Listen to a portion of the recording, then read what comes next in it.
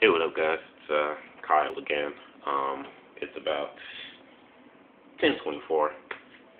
Just finished watching the Impact Wrestling, TNA. I just finished watching tonight, and before I go on in further detail about what this video that I'm making, what it's about, I just have to say, after watching TNA Impact tonight, I have to make a video on my frustrations with this company. So I might do it Saturday, but like I said, just because of how I feel after watching tonight's Impact Wrestling show, I might upload a video tomorrow. More likely, probably before SmackDown comes on. So yeah, so that's the video to look forward to, guys. So I'm gonna make a video talking about my frustrations with TNA Impact Wrestling, whatever they call themselves now. But like I said, I might get that video uploaded by Saturday. If not, more likely I'll have it done tomorrow before Friday Night SmackDown. But anyway, this video here that I'm making, I had talked about in a previous video that I was going to make a video talking about past and present superstars who I think should be in the main event spot, world champions, but unfortunately they weren't, speaking for the past superstars, and current superstars now, I don't think ever will be. So first, like I said, guys, it's just a small short list. So basically, starting off from wrestlers of the past who were main eventers, who were mid-carders, but I think should have been main eventers at least once in their lifetime. So starting off from the past generation, Mr. Perfect, whose real name you guys know is Curt Hennig. Mr. Perfect, was one of those guys, back in those days, along with Bret Hart, who I think was just a great technician, skilled wrestler. Had a great, I wouldn't say much of a great look. I mean, he was in shape, but I mean, his in-ring skill ability was just great. Mr. Perfect had great, ring skills, mic skills as well. I thought he had pretty good ring skills as well, and he really knew how to tell the story, in the ring. So I think Mr. Perfect, should have been, someone who should have, been in the main event spot. Maybe not as much as guys like a Bret Hart or a Shawn Michaels, but at least think that he deserved, that at least a taste, of glory, of being a main eventer, of being a world champion. So I have Mr. Perfect is number 4 from past superstars. Number 3 I have is Bam Bam Bigelow. Another guy, another one of the few big heavy-set wrestlers who I think could really work and move around in the ring. Bam Bam Bigelow has had some, for a big guy, like I said, knows like 300 or 400 pounds, probably about 400 pounds. He's had some really good matches, against guys like Bret Hart and, Taz, back in the days in ECW. He's had some really good matches, for a big guy of his size. He was another guy, too, that knew how to tell stories within the ring. And like, Curt Hennig, Mr. Perfect, I think he deserved, like I said, not like maybe not a huge big main event push thing, but maybe just a little taste of glory. I thought if guys like Big Van Vader, who was also a guy who could really work, was a multi-time WWF, WCW champion. I think Bam Bam Bigelow deserved it just as much, and in my opinion, I find Bam Bam Bigelow a much more interesting and better character than Vader. That's just my opinion. Bam Bam Bigelow just he had a real cool look to him. He had the flaming tattoos on his head. He just had this really cool, biker dude look. For, like I said, for a big heavy set guy. Another guy who I think should have been in the main event spot, which probably some of you guys might agree with, Roddy Piper. Roddy Piper was just a tremendous character. I love Roddy Piper. I think he's one of the best talkers in the history of the WWE and wrestling history business, period. Roddy Piper, if memory serves me right, he hasn't really won that many, titles out of his career. Being like a U.S. champion maybe once or twice in WCW, a one-time Intercontinental champion and one-time tag champion in WWE. So, he's never really he's never won that many, titles in his career, but, he was just so popular that he really didn't need a belt to get over with the fans. Like I said, he was just such an interesting character. Loved his, his Piper's Pit, segments and shows that he would have, were just so entertaining. And a lot of stuff that Roddy Piper has done, starting with his own, talk show, The Piper's Pit, has really started, off for, a lot of wrestlers to follow after him, with their own shows like Jericho's own talk show, the Jericho Highlight Reel, I think that was called, or The Cutting Edge, different little show programs like that, MVP Lounge. A lot of this stuff originated from Roddy Piper. And, I was never a fan of Sergeant Slaughter or Iron Sheik. And those are the type of guys, whose characters and gimmicks I thought were trash and cartoony and just, like I said, just not appealing to a wrestling fan at all from my perspective. And I think, if those guys could get around with the belt once or twice and beating Hogan, I couldn't see how come, a guy like Roddy Piper couldn't at least held the gold once or twice. Roddy Piper, like I said, he's a Hall of Famer, someone I think who had deserved, a world title match. Not even a world title match. He's had world title matches, but someone who I think who deserved to be in the main event spot, whether he was in WWE or WCW. And the last guy I have on my list for wrestlers of the past, who I think should have been in the main event spot, Owen Hart, hands down. Owen Hart being the younger brother, the youngest of 12 children, younger brother Bret Hart. Owen Hart, I think, without a shadow of a doubt, in my mind, was one guy, back in the 90s, back in those days in wrestling, where he was a guy that was completely underrated, truly deserved a main event spot, world titles. I think he really did. Owen Hart was a funny guy. He was a very interesting character. Like I said, he was very funny on screen. How he would always try to outdo his brother Bret, always try to compete with Bret. But when you put that stuff aside, Owen Hart was one of the best wrestlers that WWE had back in the mid, late, early 90s. Hands down, no doubt about that. The sad part about it was that, having a brother like Bret, who was just so good, in doing what he does, Owen kind of fell in the shadow of his brother Bret a lot, and I think that was probably one of the reasons why Owen never really broke the glass ceiling, because he was always being compared from fans. He was always compared to Bret, or always being compared to Bret's skills.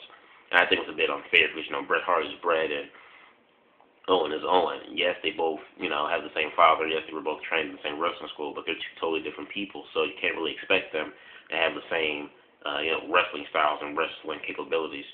So I thought, Owen Hart was just completely, unutilized and not used in the right, proper way, especially during his last years.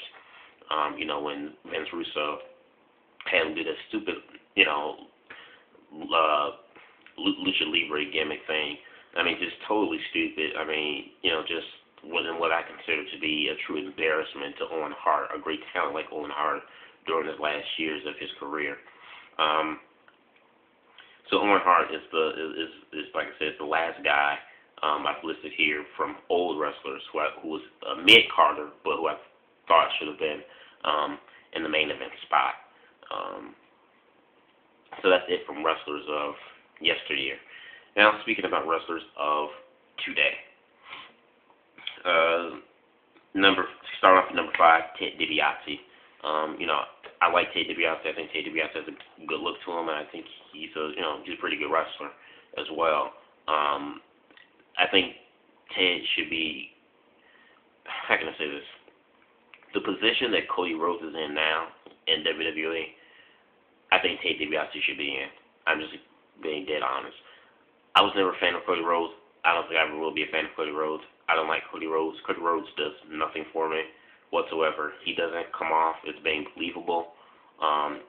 His in-ring ability, I say it has improved compared to when he first came in back in '07, but still his in-ring skills aren't that much to me.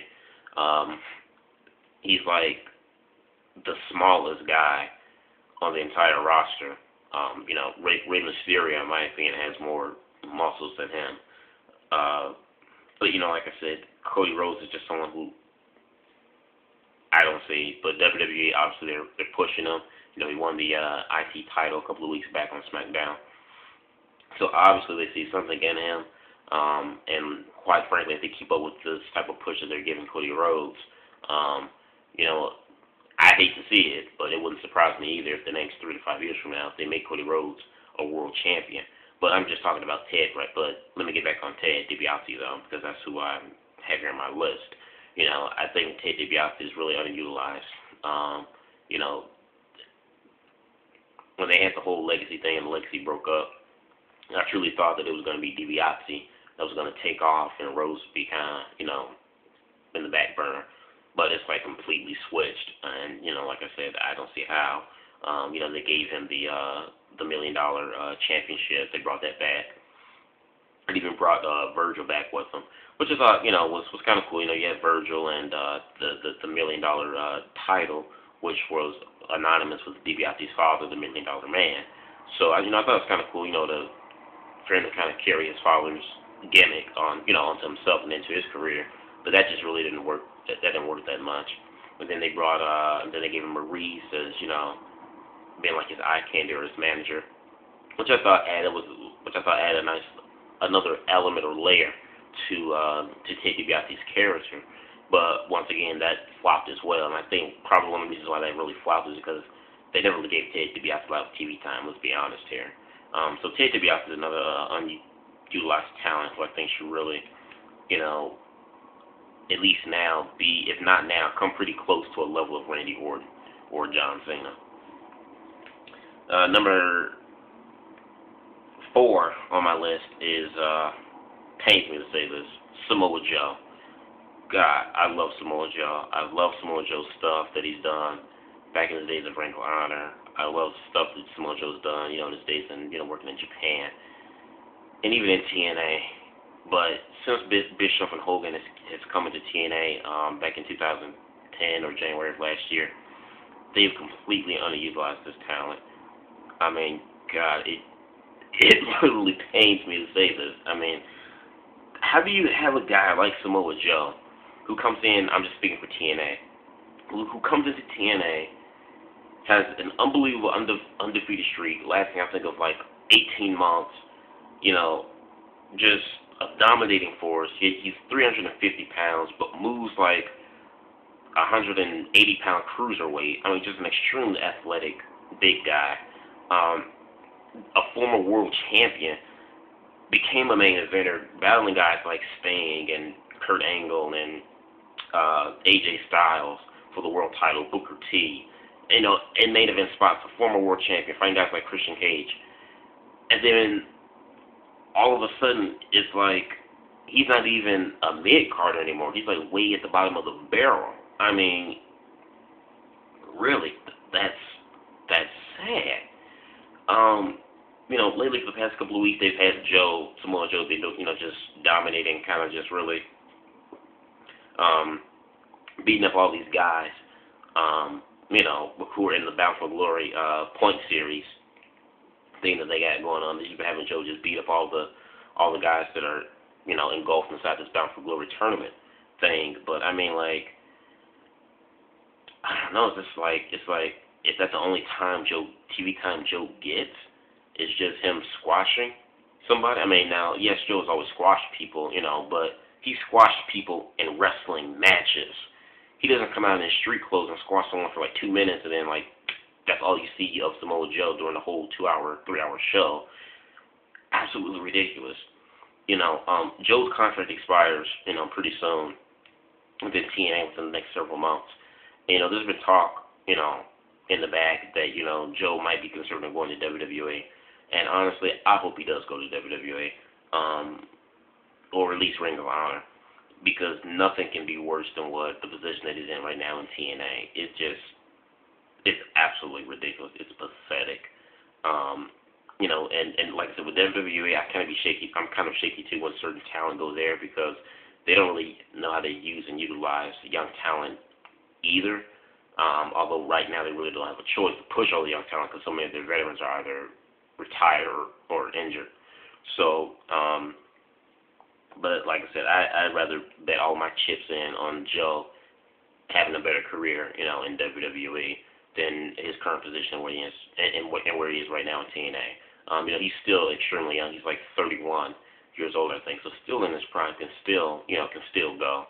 So as long as Samoa Joe's within TNA, I don't see Joe breaking that glass ceiling. Although, in my opinion, he's broken it already before Hogan and Bischoff even came into the company. But since they came into the company, like I said, it's just really sad.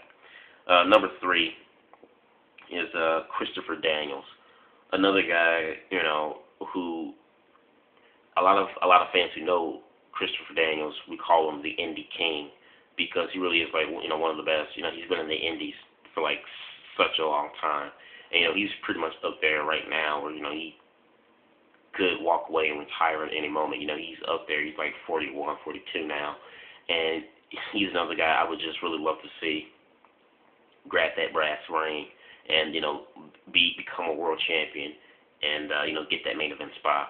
But he's another guy too, like Joe, where he has the talent, tremendous talent, but like I said, looking at the way TNA is doing things, I don't ever see that happening at all. I was kind of hoping that he would have won it a couple of months back when Eddie Edwards was the ROH champion, but that didn't happen. I wish he would have at least won, a world title at ROH at least once, but he hasn't even done that. So Christopher Daniels is another one. Number 2 on my list for a guy who I think should be in a much higher position than where he is. One of my top picks is a future breakout star in WWE, Drew McIntyre. I like Drew McIntyre. A lot of people crap on McIntyre, but I like Drew McIntyre. I think he has a good look to him. I think he's a good wrestler, and I loved his gimmick when he first came, to the WWE. Having Vince McMahon handpicked him, as a future world champion, and having a gimmick as, he's the chosen one, and he's the apple of Vince McMahon's eye. I love that gimmick. I thought it was great, and he had a huge pushback in 2009. Having been, Intercontinental Champion for like 6 months or something like that, and now he's another guy like Samoa Joe. You barely see him on TV at all. I mean, last time I remember seeing McIntyre, he got chokeslammed through a table, with Big Show. Well, actually, Big Show had him about to do a chokeslam, and Mark Henry ran through the both of them off the stage. I don't know if maybe WWE has him off TV because of his current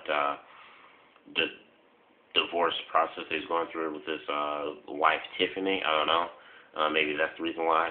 But even before then, they just really dropped the ball on Drew McIntyre, which I think they really should have stuck with that.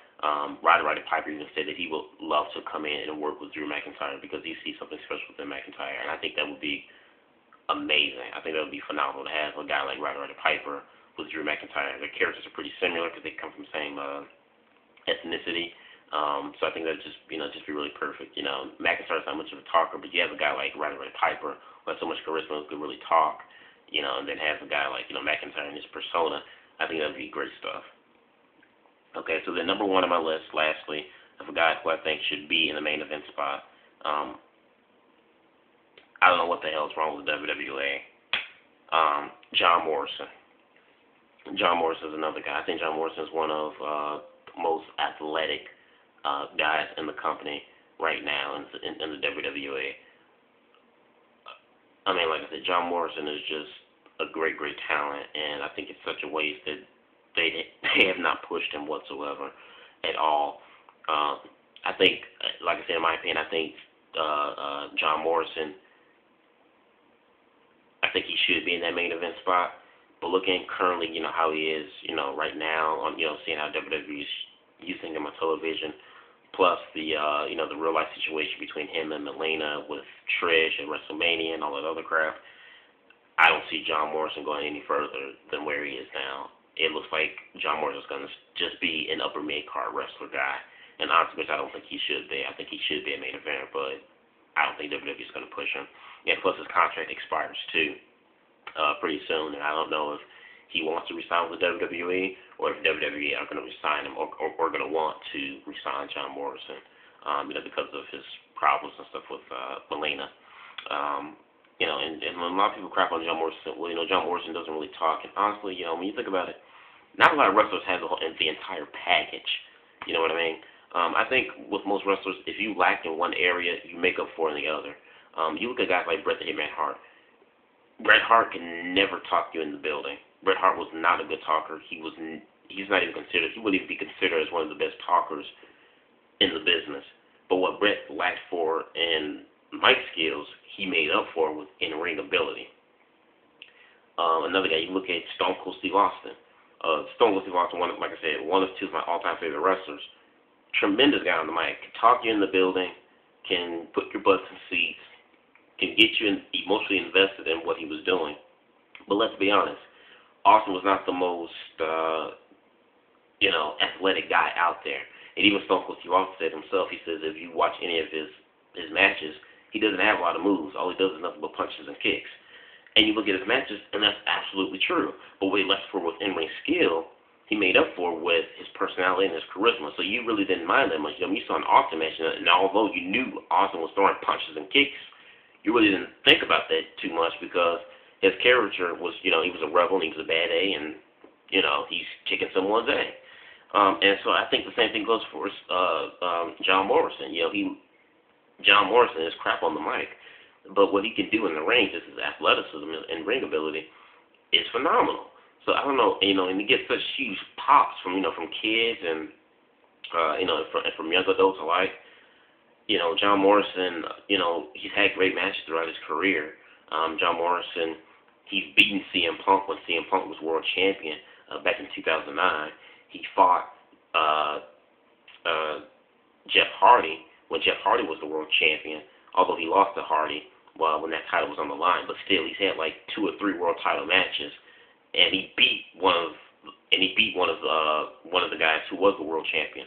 So it's like you put him in these spots, but it's like you tease him a little bit. You're like, okay, we're gonna put him in a high profile match just to see how he does, and then like after that match is over, it's like, okay, well, we're still not really sure if we could kick him up to the next level. It's like, what is your problem? He's had fantastic matches. Like, what are you doing?